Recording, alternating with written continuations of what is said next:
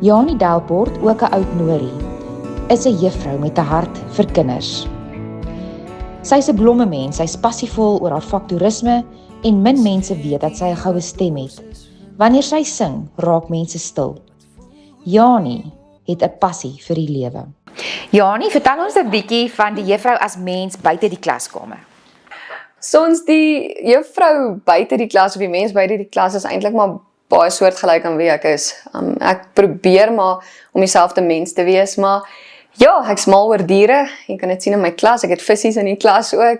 En dan my gesin is vir my baie, baie belangrik. So, dis maar eintlik dieselfde persoon wat in daai klaskamer staan, is die persoon wat by die huis ook is. Die kinders is baie lief vir jou. Jy's altyd vriendelik, jy het 'n passie vir jou vak, jy hou van onderwys. Wat het jou geïnspireer om 'n juffrou te word? Hoekom wou jy 'n juffrou word? Soms ek dink dit is maar invloede wat deur die loop van die jare gekom het. My ouers is albei onderwysers, so ek het maar in so 'n huis groot geword. Dit was nie die eerste of die aanvanklike keuse nie, maar die Here het maar deure toegemaak en fantastiese deure oopgemaak wat my net na die onderwys toe gelei het. So ek dink dis maar net daai idee dat jy het die vermoë om soveel lewens te raak. En in jou 30, 35 jaar van skool hou, as jy een persoon se lewe kon verander, is dit ongelooflik.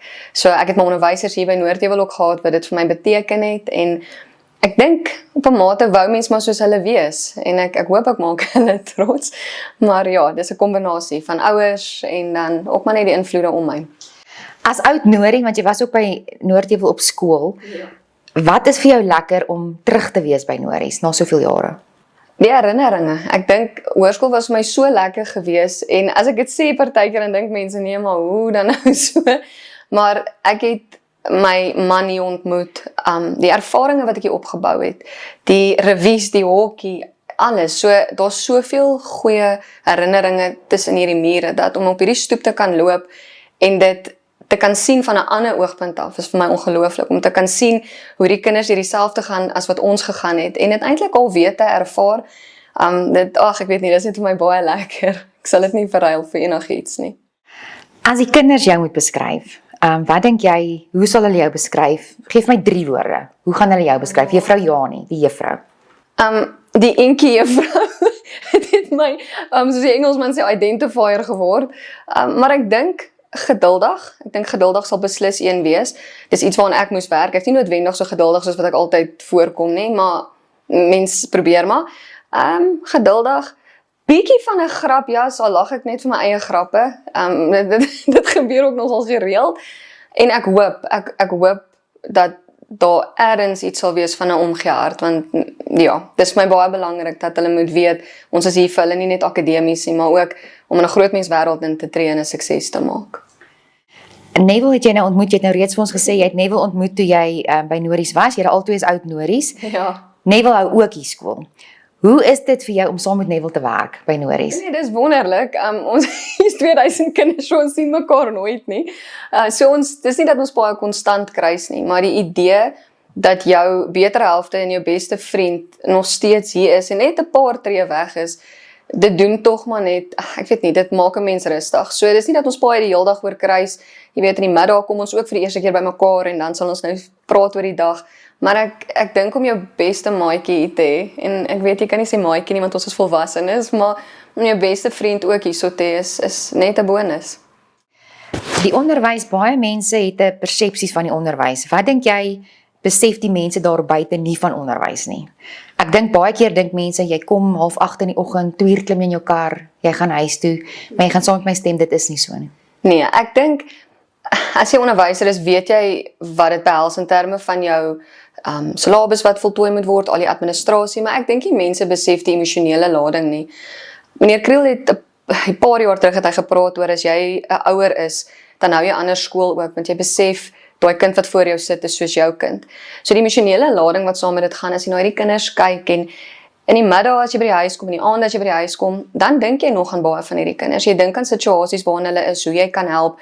So ek dink die emosionele kant van onderwys is 'n kant wat jy nie kan verduidelik nie. Ek dink dis 'n kant wat jy net sal verstaan as jy 'n onderwyser of onderwyseres is. So ek dink daai en dit kan mense uitput. Boonbehalwe al die buitemuurs en al daai, ek dink jy sal sê jy het geweet jy gaan dit moet doen. Maar soos ek sê, die emosionele kant om bekommerd te wees oor hierdie kinders. Ek kyk na my matrieks vanoggend wat nou hulle pad moet doen. En jy besef, hulle gaan in 'n groot menswêreld in. En jy kan nie help om net so 'n bietjie benoud te raak en te hoop en te bid dat hulle pad vorentoe 'n sukses gaan wees nie. So ja, ek dink dit kan jy nogal 'n bietjie uitput. Kom ons gesels bietjie dieper. Jy as juffrou, wat wil jy hê moet die kinders eendag van jou onthou? Hoe moet hulle juffrou Janie onthou? Soms lig. Daar was 'n hoofdogter van, ek dink dit was Oranje Meisies.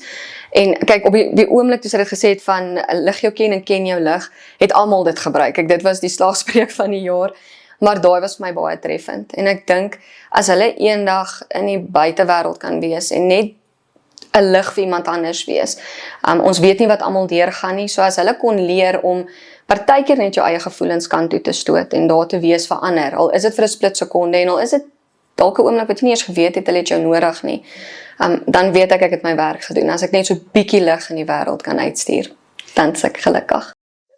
Jans, ons weet jy's 'n omgee mens, jy's 'n omgee juffrou, jy het 'n omgee hart, maar jy het ook 'n gesin vir wie jy baie lief is. Vertel vir ons van Neville en van Mia, jou dogtertjie. So my dogtertjie Mia is 'n rodie, 'n trotse rodie. Sy's nou graad 5. En ek's bitter baie lief vir haar.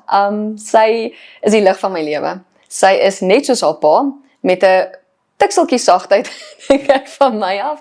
Maar, daai kind, sy is ons enigste, so ja, al die aandag is nou maar op haar, maar bitter lief vir haar.